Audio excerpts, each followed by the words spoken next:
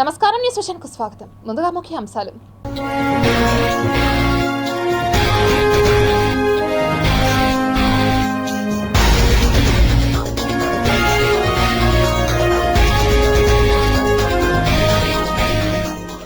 బాంగ్లాలో రెచ్చిపోయిన అల్లరిముఖ, 24 మంది సజీవ దహనం. ఆంధ్రప్రదేశ్కు అల్పపీడన ముప్పు, వర్షాలు దంచికొట్టే ఛాన్స్. అమరావతికి పూర్వ వైభవం, పెండింగ్ పనులపై ప్రభుత్వం ఫోకస్. సివిఎండ్ఎస్ఓగా బాధ్యతలు స్వీకరించిన శ్రీధర్, భద్రతకు అధిక ప్రాధాన్యత ఇస్తానని ప్రకటన. తిరుమల 2వ ఘాట్లో రోడ్డు ప్రమాదం, బస్సు కిందపడి 2 ద్విచక్ర వాహనదారుల మృతి.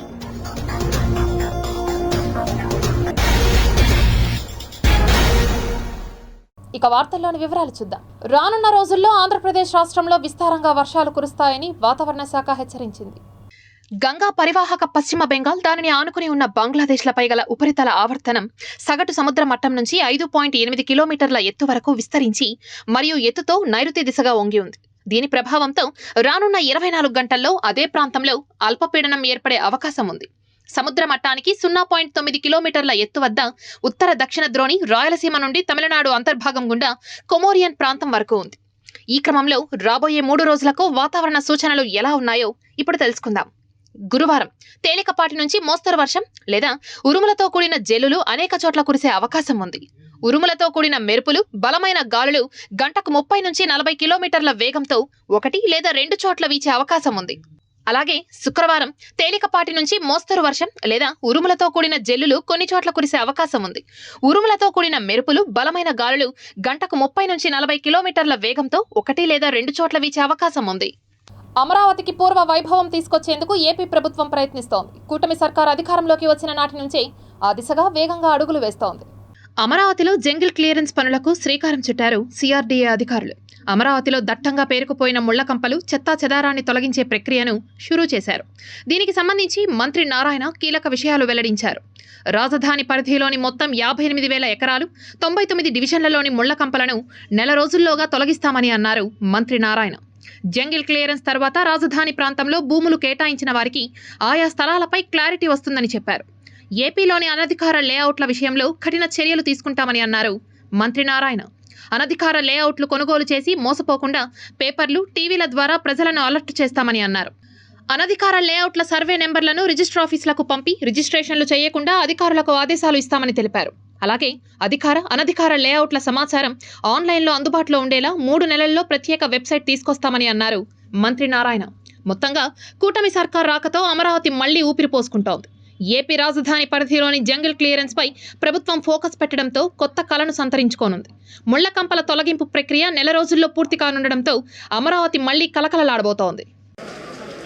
అదేవిధంగా కౌలు రైతులు ఎవరైతే ఉండారో వాళ్ళు టైం ఎక్స్టెండ్ చేయమని ఎమ్మెల్యే గారు రిక్వెస్ట్ చేశారు వాళ్ళ తరఫున. మొన్న మధ్య యాక్చువల్గా కౌలు రైతులు గత 5 సంవత్సరాలు చాలా ఇబ్బందులు పడ్డారు. ఇక్కడ డెవలప్మెంట్ లేదు. ఇక్కడ గత 5 సంవత్సరాలు డెవలప్మెంట్ ఉంటే వాళ్ళు ఏ ఉద్దేశంతో ఇచ్చారో ఆ ఉద్దేశం నెరవేరు ఉండేది. కౌలు కూడా సరిగా ఇవ్వలేదు కాబట్టి మరొక 5 సంవత్సరాలు ఎక్స్టెండ్ చేయమన్నారు. అదేవిధంగా పెన్షన్స్ ఏదైతే ఉండే వాళ్ళకు కూడా, అంటే కూలీ రైతులు, అమరావతిలో కూలీ రైతులు, భూమి లేని నిరుపేదలకు ఏదైతే పెన్షన్ అప్పుడు ఇచ్చామో వాళ్ళది కూడా 5 సంవత్సరాలు ఎక్స్టెండ్ చేయమంటే ముఖ్యమంత్రి గారు మన అథారిటీ మీటింగ్లో అది ఎక్స్టెండ్ చేయమని యాక్చువల్గా ఇన్స్ట్రక్షన్ ఇవ్వడం జరిగింది. ఈ విధంగా ఏ రైతులైతే ఈ ప్రభుత్వాన్ని, తెలుగుదేశం ప్రభుత్వాన్ని నమ్ముకొని ల్యాండ్ ఇచ్చారో, ఏ ఉద్దేశంతో ఇచ్చారో, ఇక్కడ మంచి రాజధాని రావాలని, వాళ్ళ భూములకు కూడా విలువ రావాలని ఖచ్చితంగా అది వచ్చే విధంగా ఖచ్చితంగా చేస్తామని రైతు సోదరులందరూ తెలియజేస్తున్నారు. ప్రేమ వ్యవహారంలో అడ్డు వస్తున్నారని అమ్మాయి తల్లిపై, మేనమామపై కత్తితో దాడి చేసిన ఘటన తిరుపతిలో వెలుగు చూసింది. తిరుపతి సుందరయ్య కాలనీలోని ఓ యువతిని ఓ యువకుడు వెంటపడి ప్రేమించమని వేధించేవాడు. అయితే అందుకు ఆమె ఒప్పుకోలేదు. ఈ విషయం పెద్దవాళ్లకు తెలిసింది. దీనిపై ఇరు వర్గాల మధ్య ఘర్షణ నెలకొంది. యువతిని ప్రేమిస్తున్నానని చెబుతున్న నిందితుడు ఆమె మేనమామ సురేష్ పై దాడి చేసి తొడపై 5 కత్తిపోట్లు పొడిచాడు. అడ్డుకోపోయిన సురేష్ అక్క సుందరికి తీవ్ర గాయాలయ్యాయి. గాయపడ్డ సుందరిని తిరుపతి రుయా ఆసుపత్రికి తరలించి చికిత్స అందిస్తున్నారు.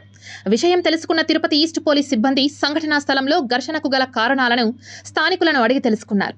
అంతకుముందు హాస్పిటల్లో చికిత్స పొందుతున్న వారి వద్ద నుంచి వాంగ్మూలాన్ని సేకరించి ఇరు వర్గాలపై కేసు నమోదు చేసి దర్యాప్తు చేపడతామని అన్నారు.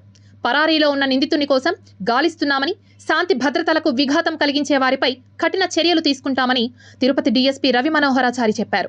నేను అబ్బాయి ఇన్స్టాలో కలిసినాం సార్. కలిసినప్పుడు ఇద్దరం మాట్లాడుకొని ప్రపోజ్ చేస్తున్నాం సార్. యాక్సెప్ట్ చేశారు. యాక్సెప్ట్ చేస్తే సరే కొన్ని రోజులు మాట్లాడుకుంటా మళ్ళీ స్కూల్ దగ్గరికి వెళ్తా అంటే ఇద్దరం కలిసి వెళ్తా అంటే అన్న చూశాడు. అన్న చూసి ఎందుకు ఈ అబ్బాయితో తిరుగుతున్నావు అని, ఏం లేదు నా ఊరికే తిరుగుతున్నాను అంటే సరే నువ్వు స్కూల్కి వెళ్ళు అని అన్నాడు. స్కూల్కి వెళ్ళంటే వెళ్తా అంటే మళ్ళీ అన్న తిరిగి వెనక్కి వచ్చాడు. ఏం చేస్తున్నావు ఈ అబ్బాయితో, ఆ అబ్బాయిని కొట్టించేదా అది అన్నాడు. ఏం వద్దులేనా నేను స్కూల్కి వెళ్తున్నా మీరు వెళ్ళండి అన్నాను. మళ్ళీ సాయంకాలం వచ్చి ఆ అబ్బాయి మా అన్న వాళ్ళిద్దరూ కొట్లాడుకున్న తర్వాత వాళ్ళందరూ వచ్చారు ఇంటి దగ్గరికి. మీరెట్ట మా అబ్బాయిని కొడతారు సార్? పాప ఇన్స్టాగ్రామ్లో పరిచయం అయింది సార్ అబ్బాయి, ఆర్సీ బాలు అనే అబ్బాయికి. కొన్ని రోజులు బాగా మాట్లాడుకుంటాను. నేను ఇక్కడ లేదు, కువైట్లో ఉన్నా. నాకు తెలిసింది వచ్చి 1 నెల ముందు తెలిసినప్పుడు వాళ్ళ అమ్మకి కాల్ చేసి మాదిగా అబ్బాయి మాదిగా పడుతున్నాడంట, మీరు కొంచెం జాగ్రత్తగా పెట్టుకోండి, అమ్మాయి చదువుకునే పిల్ల, 15 వయసు అమ్మాయికి అని చెప్పి వాళ్ళ అమ్మకి చెప్పాను. నేను వాళ్ళ అమ్మకి 2-3 సార్లు కాల్ చేసి కూడా చెప్పాను. వాళ్ళ అమ్మ వినిపించుకోవట్లేదు. ఇప్పుడు మేము వాళ్ళు ఇదనేసి మమ్మల్ని ఒక ఇదిగా బ్లైండ్గా చూసి రాత్రి మమ్మల్ని బాబుని వచ్చి ముసుకేసి కొట్టారంట. నేను బయట వెళ్ళున్నా, ముసుకేసి బాబుని కొట్టాడు. ఇక్కడంతా బాబుకు బాగా దెబ్బలు తగిలాయి. నేను ఎన్నిసార్లు వాళ్ళకి చెప్పినా కానీ వినిపించుకోవట్లేదు వాళ్ళు.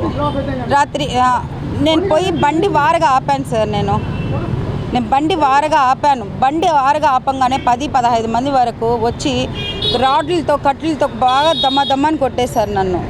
ఒక మైనర్ అమ్మాయి ప్రేమ వ్యవహారంలో ఇరు వర్గాలు ఘర్షణ పడడం జరిగింది. అమ్మాయికి సంబంధించిన అన్న వెళుతూ ఉంటే ఆ ప్రేమికుడు ఎవరైతే ఉన్నారో లవరు వాళ్ళ సంబంధించిన వాళ్ళు ఆ అన్నను కొట్టడం వల్ల దానికి రిటాలియేషన్గా ఈ అబ్బాయికి సంబంధించిన వాళ్ళను అక్కడ మాట్లాడడానికి పోయి అక్కడ ఘర్షణ జరిగిన దానిలో అమ్మాయికి సంబంధించిన మేనమామకు గాయాలయ్యాయి. అదేవిధంగా అబ్బాయికి సంబంధించినటువంటి తమ్ముడు అతనికి ఒక తొడ మీద గాయమైంది. సో ఈరోజు ఇద్దరు కూడా గవర్నమెంట్ హాస్పిటల్ ఎస్వీఆర్ హాస్పిటల్లో అడ్మిట్లో ఉన్నారు. ప్రజలందరి సహకారంతో తిరుపతి నగరాన్ని అభివృద్ధి పదంలో తీసుకువెళ్తానని కమిషనర్ నారప్పరెడ్డి మౌర్య తెలిపారు. తిరుపతి నగరం పరిశుభ్రంగా ఉండాలంటే ప్రజలు కూడా తమ వంతుగా నగరపాలక సంస్థ సిబ్బందికి సహకరించాలని ఆమె కోరారు. బుధవారం వేకువజామున నగరంలోని పలు ప్రాంతాల్లో కమిషనర్ పర్యటించారు. అనధికారికంగా ఫ్లెక్సీలు, హోర్డింగ్స్ ఏర్పాటు చేసిన వాటిని టౌన్ ప్లానింగ్ సంబంధిత అధికారులతో కలిసి ఆమె పరిశీలించారు. అనుమతి లేని వాటిని సిబ్బంది ద్వారా తొలగించారు. అంతకుముందు ఆగస్టు 15న పునఃప్రారంభోత్సవానికి సిద్ధం చేస్తున్న అన్నా క్యాంటీన్ల పనితీరును అడిగి తెలుసుకుని త్వరితగతిన పూర్తి చేయాలని అధికారులకు ఆదేశాలు జారీ చేశారు. నగరం పరిశుభ్రంగా ఉంచితే తిరుపతి దేశంలోనే ప్రధాన నగరాల సరసన చేరుతుందని, అందుకు ప్రజలందరి సహాయ సహకారాలు కావాలని అన్నారు. కమిషనర్ వెంట హెల్త్ ఆఫీసర్ యువ అన్వేష్, అదనపు కమిషనర్ చరణ్ తేజ్ రెడ్డి, ఎస్ఈ మోహన్ తదితరులు పాల్గొన్నారు. తిరుమల ఘాట్ రోడ్లో ఘోర రోడ్డు ప్రమాదం జరిగింది. ఈ ప్రమాదంలో 2 ద్విచక్ర వాహనదారులు బస్సు కింద పడి అక్కడికక్కడే దుర్మరణం చెందారు. ఘటనా స్థలానికి చేరుకున్న పోలీసులు మృతదేహాలను తిరుపతి రుయా ఆసుపత్రికి తరలించారు. కేసు నమోదు చేసి దర్యాప్తు చేపట్టారు. 2 వీలర్ని ఒక ఆర్టీసీ బస్సు ఢీ కొట్టినందువల్ల 2 వీలర్లో వస్తున్నటువంటి 2 ప్రయాణికులు కూడా చనిపోయినారు. బాడీలు కూడా ఆర్టీసీ బస్సు కింద ఉన్నాయి. ఈ యాక్సిడెంట్ ఎలా జరిగిందో అనే విషయంగా విచారణ చేస్తున్నాము. ప్రాథమిక సమాచారం మేరకు యాక్సిడెంట్ అయితే జరిగింది, 2 చనిపోయినారు.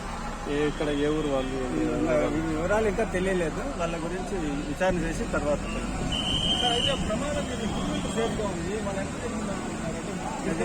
విచారించిన తర్వాత తెలుస్తుంది. అది అంత తొందరగా మనం డిసైడ్ చేయలేము. కనుకొని ఎవరన్నా ప్రత్యక్ష సాక్షులు చెప్తే దానిపైన మళ్ళీ డిసైడ్ చేస్తాం. ఓకే. భారతదేశంలో బీసీలలో తిరుగుబాటు రాకముందే పార్లమెంట్లో బిల్లు ప్రవేశపెట్టి బీసీలకు రిజర్వేషన్లు కల్పించాలని బీసీ సంఘర్షణ సమితి నాయకులు కోరారు. తిరుపతి బీపీ మండల్ విగ్రహానికి బీసీ సంఘర్షణ సమితి నాయకులు అక్కినపల్లి లక్ష్మయ్య, అశోక్ సామ్రాట్ యాదవ్, బుసగాని నాగేశ్వర్లు, సుబ్రహ్మణ్యం తదితరులు బుధవారం ఘన నివాళులు అర్పించారు. అంతకుముందు వారు మీడియాతో మాట్లాడుతూ బీపీ మండల్ ఆశయ సాధన దిశగా ప్రతి ఒక్కరూ కృషి చేయాలని అన్నారు. బీసీలకు రిజర్వేషన్ లేని సమయంలో దేశవ్యాప్తంగా పర్యటించి ఓబీసీ హక్కుల కోసం పోరాడిన బీసీ పితామహుడు బీపీ మండలని గుర్తు చేస్తూ ఆయన సేవలను కొనియాడారు. సూచించినటువంటి తీర్మానాన్ని పార్లమెంట్లో చట్టసభల్లో రిజర్వేషన్లు అమలు చేయాలని, ఎందుకంటే మహిళా రిజర్వేషన్ బిల్లు పెండింగ్ ఉంటే మన మోడీ గారు మహిళలు భారతదేశంలో సగానికి పైన ఉన్నటువంటి మహిళలు ఆర్థికంగా ఎదగాలి, అప్పుడే ఈ దేశం బలోపేతం అవుతుందని చెప్పని 75 సంవత్సరాల తర్వాత గుర్తించారు. మరి అదే ఓబీసీలకు కూడా మీరు చట్టసభల్లో రిజర్వేషన్లు తీసుకొచ్చేసి 180% ఉన్నటువంటి ఓబీసీలకు కూడా ప్రాధాన్యత కల్పించేసి రాజకీయ అవకాశాలు సమానత్వాన్ని కల్పించినప్పుడే భారతదేశంలో బ్రిటిష్ వారి దగ్గర నుంచి తీసుకున్న స్వాతంత్రానికి నిజమైనటువంటి పరిపాలకులుగా ఉంటారని చెప్పని సందర్భంగా తెలియజేస్తూ, అత్యధిక జనాభా ఉండేటటువంటి బీసీలకి చట్టసభల్లో రిజర్వేషన్లు కల్పిస్తూ విద్యా ఉద్యోగాలలో వాళ్ళకు తగ్గేటటువంటి రిజర్వేషన్లు తప్పకుండా చేయాలని చెప్పేసి బీసీ సంఘర్షణ సమితి కోరుతా ఉంది. అట్లాగే దేశవ్యాప్తంగా ఈరోజు జంతర్ మంతర్ దగ్గర కూడా ఈరోజు ధర్నా చేస్తున్నారు. కాబట్టి ఈరోజు దేశంలో ఉన్నటువంటి అత్యధిక జనాభా అయినటువంటి ఓబీసీల యొక్క ఆకాంక్షని ఈ ప్రభుత్వాలు నెరవేరుస్తాయని చెప్పి కోరుకుంటున్నాము. అంతేకాదు ఈరోజు బీసీలుగా ఉండేటటువంటి చాలా కులాలు కూడా ఇంకా కూడా ఓబీసీ జాబితాలో లేవు. అవన్నీ కూడా ఓబీసీ జాబితాలో చేర్చాలని చెప్పేసి బీసీ సంఘర్షణ సమితిగా డిమాండ్ చేస్తారు. పీలేరు గ్రామ పంచాయతీ కార్యాలయంలో 1,40,00,000 రూపాయల నిధులు గోల్మాల్ జరిగిన సంగతి ఆలస్యంగా వెలుగులోకి వచ్చింది. అన్నమయ్య జిల్లా పీలేరు గ్రామ పంచాయతీ కార్యాలయంలో అవకతవకలు జరిగాయని ఎంపీడీఓ చెప్పారు. దీనిపై స్పష్టమైన నివేదికను తయారు చేసి జిల్లా కలెక్టర్కి అందజేస్తానని ఆయన పేర్కొన్నారు. గతంలో పంచాయతీ కార్యాలయంలో పనిచేస్తున్న ఈవోలు, 2 సర్పంచ్లకు షోకాజ్ నోటీసులను అందజేసిన అన్నమయ్య జిల్లా అధికారులు అవకతవకలకు పాల్పడిన వారిపై చర్యలు తప్పవని అంటున్నారు. అటువంటి వారిని గుర్తించి వారిని విధుల నుంచి తొలగిస్తామని జిల్లా అధికారులు తెలిపారు. దుర్వినియోగం జరిగినట్టు ఒక టర్ము, అలాగే ఆయన పీరియడ్లోనే 2వ టర్ములో 37,48,805 రూపాయలు వీటి మీద, అలాగే ఇన్ఛార్జ్ సర్పంచ్ గారు మరియు ఉప సర్పంచ్ గారి పీరియడ్ 2 టర్మ్స్ పనిచేసినప్పుడు ఒక టర్మ్లో 5,33,710 రూపాయలు మరియు 2వ టర్మ్లో మొత్తం 54,35,800 రూపాయలు, అంటే మొత్తం 1,40,43,714 రూపాయలు దుర్వినియోగం జరిగినట్టుగా ఎంక్వైరీ అధికారి గారు తేల్చడం జరిగింది. ఇందులో భాగంగా ఇరువురు సర్పంచులకు కూడా షోకాజ్ నోటీసులు ఎందుకు చర్యలు తీసుకోకూడదు అనే విషయం మీద కలెక్టర్ గారు షోకాజ్ నోటీసులు ఇష్యూ చేయడం జరిగింది.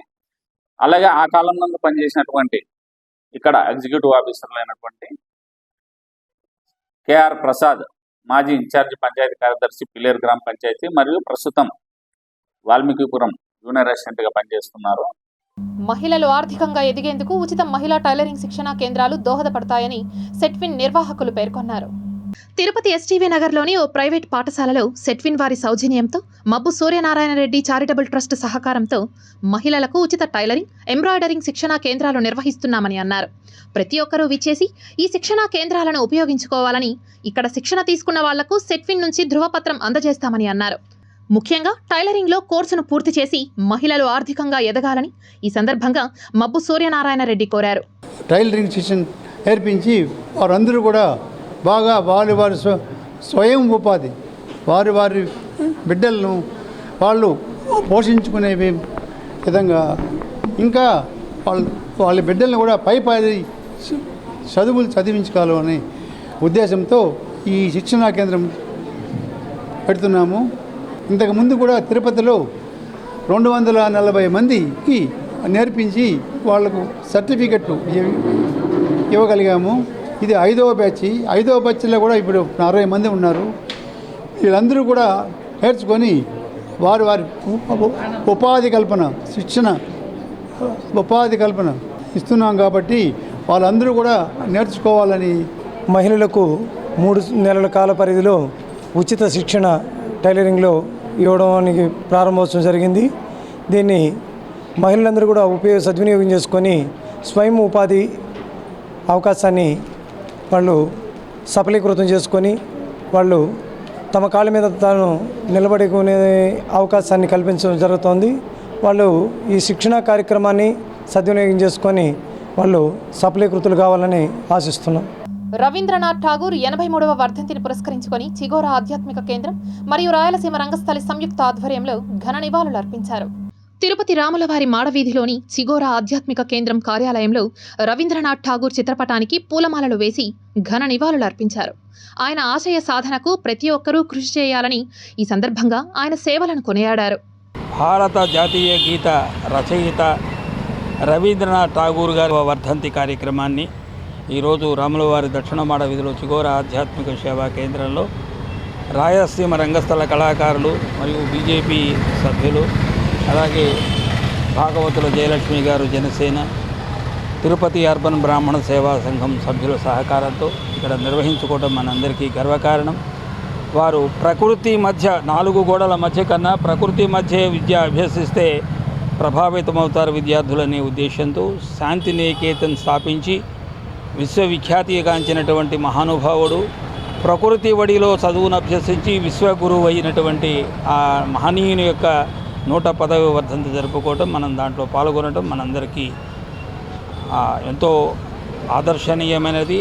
ఆచార్య ఎన్జీ రంగా వ్యవసాయ విశ్వవిద్యాలయంలో పొట్టకూటి కోసం పనిచేస్తున్న కార్మికుల కడుపు కట్టడం సమంజసం కాదని సిఐటియు నాయకులు ఆవేదన వ్యక్తం చేశారు. అగ్రికల్చరల్ కాలేజీలో పనిచేస్తున్న నిరుపేద కార్మికులకు జీతభత్యాలు ఇవ్వడంలో నిర్లక్ష్యం వహిస్తున్నారని ఆరోపించారు. ఇంతకాలం పనిచేస్తున్నా కనీసం వాళ్లకు ఐడి కార్డు కూడా ఇవ్వకుండా వేధిస్తున్నారని అన్నారు.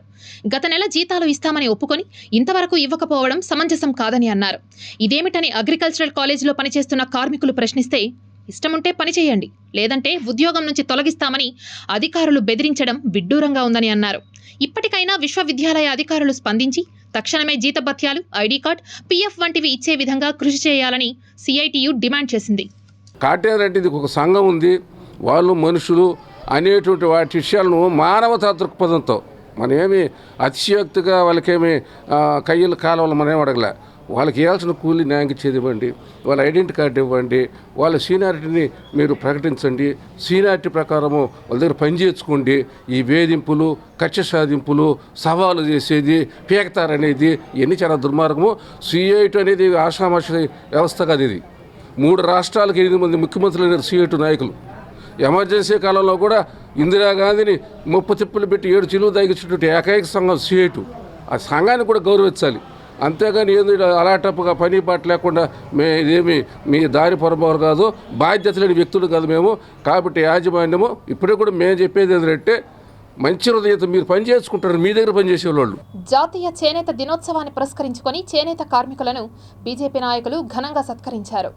చేనేత వస్త్రాలను ధరిద్దాం, నేతన్నలకు అండగా ఉందాం అని బీజేపీ సాంస్కృతిక విభాగం అధ్యక్షులు గుండాల గోపీనాథ్ రెడ్డి కోరారు.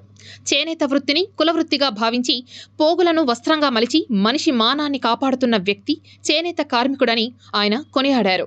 ఈరోజు చేనేత వస్త్ర దినోత్సవం సందర్భంగా చేనేత వస్త్ర కళాకారులను మనం ప్రోత్సహించాలని మన గౌరవ ప్రధాని నరేంద్ర మోడీ గారు చేనేత వస్త్రాలను మనం కొని అవి ధరించడం వల్ల ఆ చేనేత వస్త్ర కళాకారులను మనం ప్రోత్సహించవచ్చు అని గౌరవ ప్రధాని నరేంద్ర మోడీ గారు తెలియజేశారు. చేనేత వస్త్ర కళాకారులకు శుభాకాంక్షలు తెలియజేస్తూ వారిని ప్రోత్సహించాలని, ప్రతి ఒక్కరూ చేనేత వస్త్రాలను కొని అవి ధరించడం వల్ల శరీరానికి కూడా హాయిగా ఉంటుంది. ప్రతి ఒక్కరూ చేనేత వస్త్రాలను ధరించి చేనేత కళాకారులను ప్రోత్సహించాలని సందర్భంగా తెలియజేసుకుంటూ అందరికీ చేనేత వస్త్ర దినోత్సవ శుభాకాంక్షలు. తెలుగుదేశం పార్టీ గూండాల నుండి మమ్మల్ని కాపాడండి అంటూ ఎస్పీ సుబ్బరాయుడిని బాధితుడు మనోహర్ ఆశ్రయించారు. తిరుపతి అర్బన్ జిల్లా ఎస్పీ సుబ్బరాయుడిని మనోహర్ ఆశ్రయించి తమకు టీడీపీ నేత నుంచి ప్రాణహాని ఉందని, తమకు రక్షణ కల్పించాలని ఎస్పీని విన్నవించారు. రాత్రి సమయాల్లో తమ షాపు వద్దకు వచ్చి టీడీపీ నాయకులు భయభ్రాంతులకు గురి చేస్తున్నారని, తమకు పోలీస్ శాఖ నుంచి రక్షణ కల్పించాలని కోరారు. ముందర హోటల్కి బాడీకి పెంచమని ఒక 3 ఏళ్ళ తర్వాత వచ్చారు ఆయన 3 అగ్రిమెంట్కి. కానీ మేము అంత ₹1,00,000 బాడీకి అడిగే ముందుకు మేము వీలేము చెప్పి కన్స్ట్రక్షన్ అని 30 లక్షలు పెట్టాము. మేము వీలేము, మేము అంత కట్టుకోలేము సార్ అంటే వేరే వాళ్ళు ఇస్తా అన్నారంటే నా కన్స్ట్రక్షన్ డబ్బు నాకు ఇట్నిచ్చినా నేను వెళ్ళిపోతాను, ఇంత ఉండలేను, నాకు 10 ఏళ్ళు మాట ప్రకారం చెప్పారు కదా, దాని ప్రకారం నేను ఉన్నాను కదా సార్ అని అతను చెప్పిన దానికే కన్స్ట్రక్షన్ చేసుకున్నాను మొత్తము. అతను చెప్పే ఇప్పుడు ఆయన న్యాయం చేయలేదు, నేను ఇబ్బంది పెడతా అంటే నేను కోర్టుకి ఆశ్రయించాను. 3వ సంవత్సరం కోర్టుకి ఆశ్రయించే న్యాయవాది ఇంజక్షన్ ఆర్డర్ ఇచ్చారు, అతను చూడండి అనేసి ఇంజక్షన్ ఆర్డర్ ఇచ్చాను. ఆయన ఇప్పుడు నా ఇంజక్షన్ ఆర్డర్ వచ్చి సంవత్సరం అయింది, నేను నెల నెల భారీగా చెల్లిస్తూనే ఉన్నాను ఆయనకి. అయినా కూడా ఇప్పుడు 1 ఇయర్ తర్వాత ఇంజక్షన్ ఆర్డర్ వచ్చినాక రోడ్డులు పంపించి హోటల్ మూపించేది, దౌర్జన్యం చేసేది, బెదిరించేది, నన్ను చంపేస్తాననేది, యారంటే అలా ఫోన్లు చేసి బెదిరిస్తాడు, మనుషులు పంపిస్తా అన్నాడు. నేను ఆ భయానికి ఎస్పీ సార్ దగ్గరికి వచ్చిన న్యాయం చేయాలని నాకు భయంగా ఉన్నది. ఇది నా చంపేస్తారని బెదిరిస్తారు, నాకు రోడ్డు మీదకి వచ్చేస్తాననేసి ఇబ్బంది పడుతున్నాను. ఆ ఎస్పీ సార్కి వచ్చిన న్యాయం చేయాలని ఎస్పీ సార్ దగ్గరికి వచ్చి ప్రతి ఇంటిపై ప్రతి భారతీయుడి చేతిలో జాతీయ జెండా ఎగరాలని బీజేపీ నేతలు కోలా ఆనంద్, పెనుబాల చంద్రశేఖర్, మాజీ ఎమ్మెల్యే కాపు రామచంద్రారెడ్డి పిలుపునిచ్చారు. తిరుపతి ప్రెస్ క్లబ్లో ఏర్పాటు చేసిన విలేకరుల సమావేశంలో ఆయన మీడియాతో మాట్లాడుతూ దేశ ప్రధాని నరేంద్ర మోడీ 3వసారి ప్రధానమంత్రిగా కొనసాగడం హర్షణీయమని అన్నారు.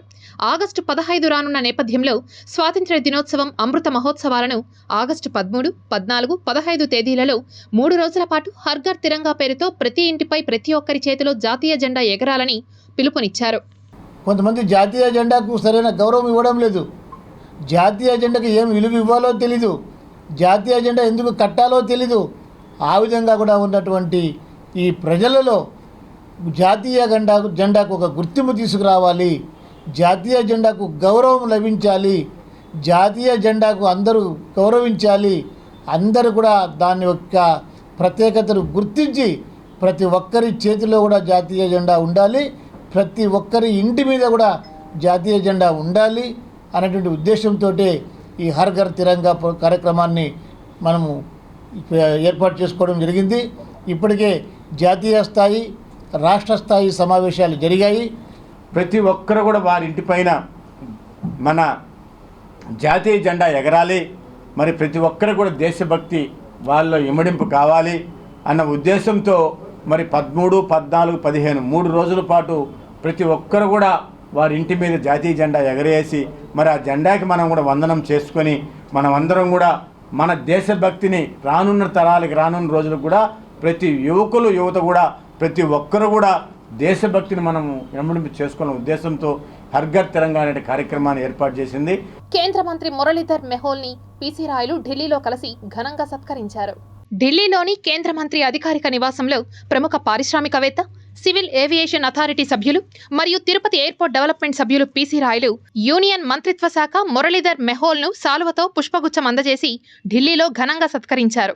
ఈ సందర్భంగా పీసీ రాయలు మాట్లాడుతూ దేశంలో యూనియన్ మంత్రిత్వ శాఖ సేవలు అభినందనీయమని, యువతకు పెద్దపీట వేసేలా చొరవ తీసుకోవాలని కొనియాడారు. గుడినీడ తమ ఇంటిపై పడకూడదని, మిగిలిన తమ స్థలంలోనే జాగా వదిలి కట్టుకుంటే దానిని కూడా సన్సైడ్లకు తగిలేలా గుడి నిర్మాణం చేయడం బాధాకరంగా ఉందని బాధితులు జయమ్మ కుటుంబ సభ్యులు, రమాదేవి తదితరులు ఆవేదన వ్యక్తం చేశారు. తిరుపతి ప్రెస్ క్లబ్లో ఏర్పాటు చేసిన విలేకరుల సమావేశంలో చాముండేశ్వరి అనే మహిళ తమ కుటుంబాన్ని టార్గెట్ చేసి కాలూరు గ్రామస్తులను కలుపుకొని తమతో కోర్టులో కేసు ద్వారా పోరాడుతోందని, చాముండేశ్వరి ఇదే ఊరిలో కబ్జాలకు కూడా పాల్పడుతోందని ఆరోపించారు. ఆమెకి సార్ గుడి ఎందుకు కట్టనివ్వరు మీరు అంటారు సార్. మేము కొంతమంది సార్ ఆల్రెడీ అందరు చెప్పి చూశారు సార్, ఎవరి మాట వినలేదు సార్. కంటెంప్ట్ ఉంది సార్ దేవాదాయ శాఖ మీద, రిట్టు నడుస్తూ ఉంది సార్. అది నడిచేటప్పుడే మళ్ళీ అన్యాయంగా మా మీదకి వచ్చి ఆక్రమణ చేసి మరీ కడతాను సార్ గుడి. ఇప్పుడు కోర్టుకి వెళ్ళాము కదా మాకు కోర్టు న్యాయం చేస్తుంది అన్న దీంతో ఉంటే రోజు రోజుకి ఇది ఎక్కువ అయిపోతాను సార్ మాకు. శ్రీ పద్మావతి మహిళా విశ్వవిద్యాలయంలో ఎన్ఎస్ఎస్ యూనిట్ వారు జాతీయ చేనేత దినోత్సవాన్ని ఉత్సాహంగా మరియు ఆకర్షణీయంగా నిర్వహించారు. శ్రీ పద్మావతి మహిళా విశ్వవిద్యాలయంలోని పరిపాలనా భవనం ఎదుట జాతీయ చేనేత దినోత్సవాన్ని పురస్కరించుకొని విద్యార్థులకు చేనేత కార్మికుల యొక్క విశిష్టత గురించి అవగాహన కల్పించారు.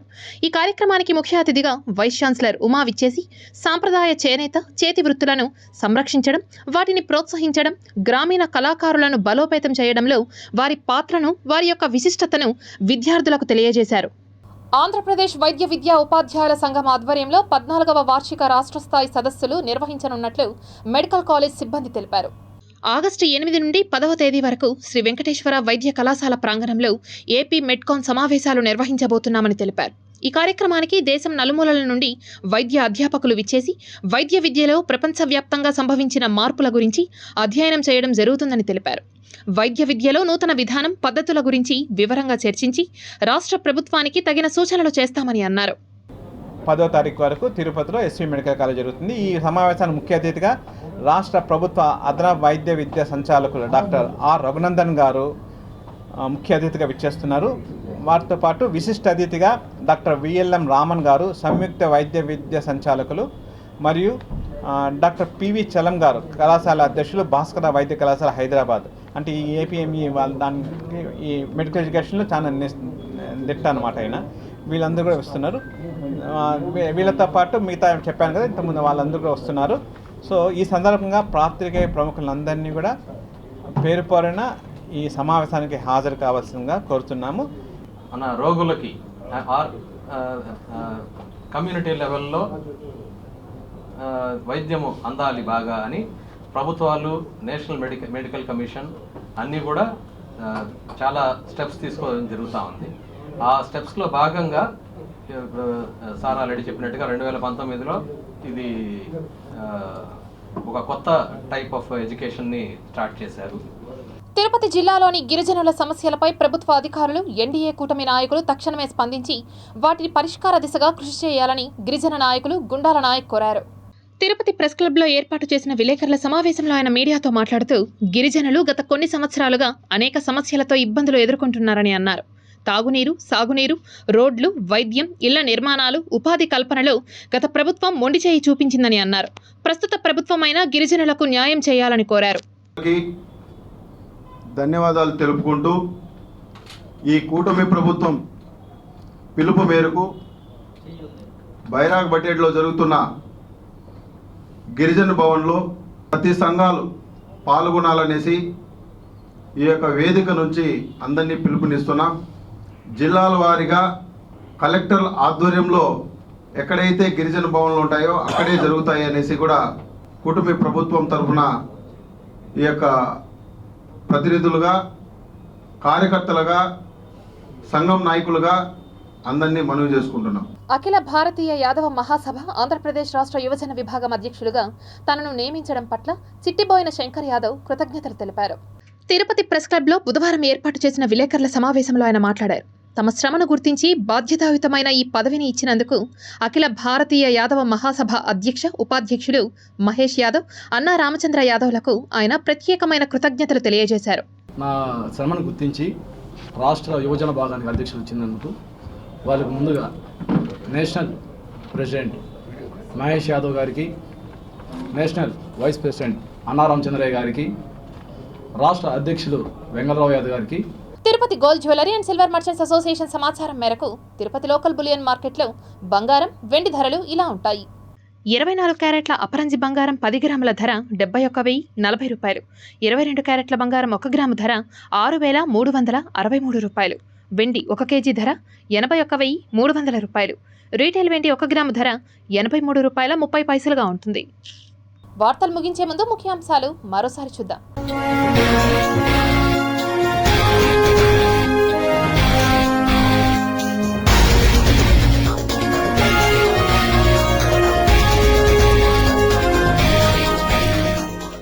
బంగ్లాలో రెచ్చిపోయిన అల్లరిముక, 24 మంది సజీవ దహనం. ఆంధ్రప్రదేశ్కు అల్పపీడన ముప్పు, వర్షాలు దంచికొట్టే ఛాన్స్. అమరావతికి పూర్వ వైభవం, పెండింగ్ పనులపై ప్రభుత్వం ఫోకస్. సివి&ఎస్ఓగా బాధ్యతలు స్వీకరించిన శ్రీధర్, భద్రతకు అధిక ప్రాధాన్యత ఇస్తానని ప్రకటన. తిరుమల 2వ ఘాట్లో రోడ్డు ప్రమాదం, బస్సు కిందపడి 2 ద్విచక్ర వాహనదారుల మృతి.